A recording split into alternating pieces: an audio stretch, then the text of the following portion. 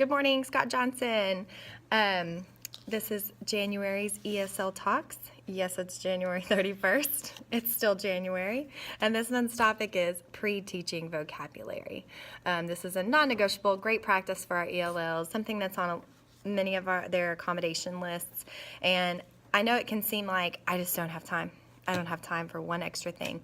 But I just tell myself I don't have time to not pre-teach vocabulary, because I know if I don't pre-teach vocabulary and provide that building block for the concept, then I'm going to be reteaching later, not only the vocabulary, but probably the concept.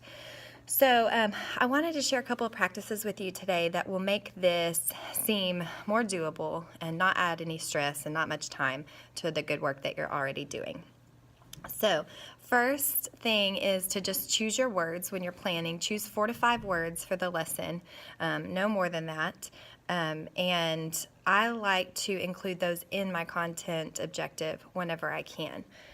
So, for example, this 6th grade content objective, that's awesome. I will build a model to illustrate the structural layers of the earth, including the crust, mantle, outer core, and inner core. So they're right there. They're already seeing them, and I've already said them one time.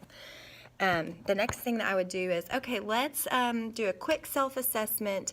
Show me a 1 if this is the first time you've heard this word, new word. Show me a 2 if you've heard it but you're not sure about the meaning. A 3 if you know this word, and a 4 if you can explain it to your neighbor.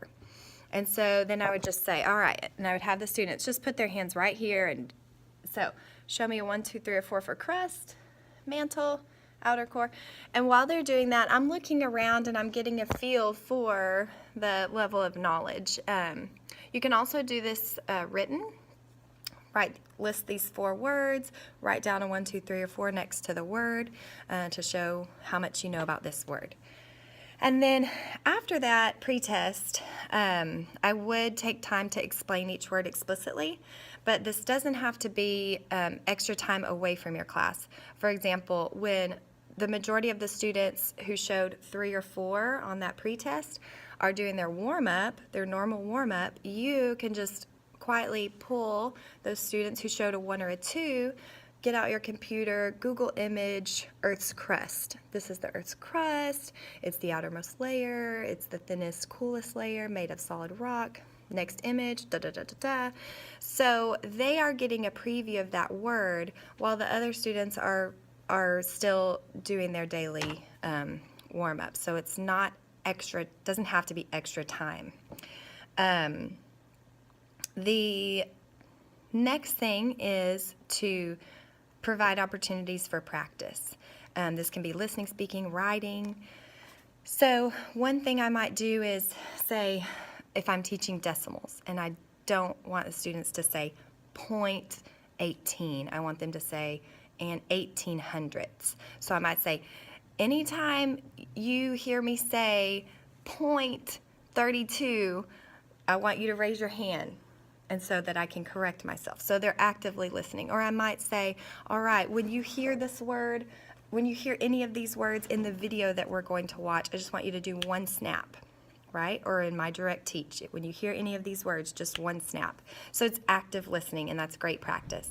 Another thing for speaking is if you ask a question and the student answers, but they don't use that academic vocabulary, you can say, yes, you've got it. Now, say that again using one of these words. And they'll kind of, oh, it just really makes them aware of the language that they're using.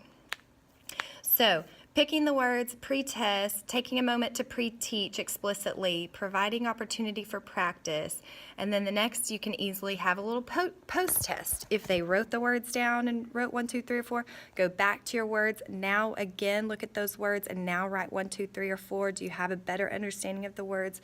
Or do this again quickly. And then the last thing is choose a student to go write those words on the word wall, or make a little card for homework, throw the cards on the word wall. And that's a great way to start out the lesson. The next day, it is, if you didn't add them to the word wall on day 1, on day 2, okay, what words did we learn yesterday that we need to add to the word wall? And that's just a great way to start out and move into your lesson and connect to prior learning. So I hope these tips were helpful. Pre-teaching vocabulary. Leave in the comments what you do to pre-teach vocabulary. You're awesome. Have a great day.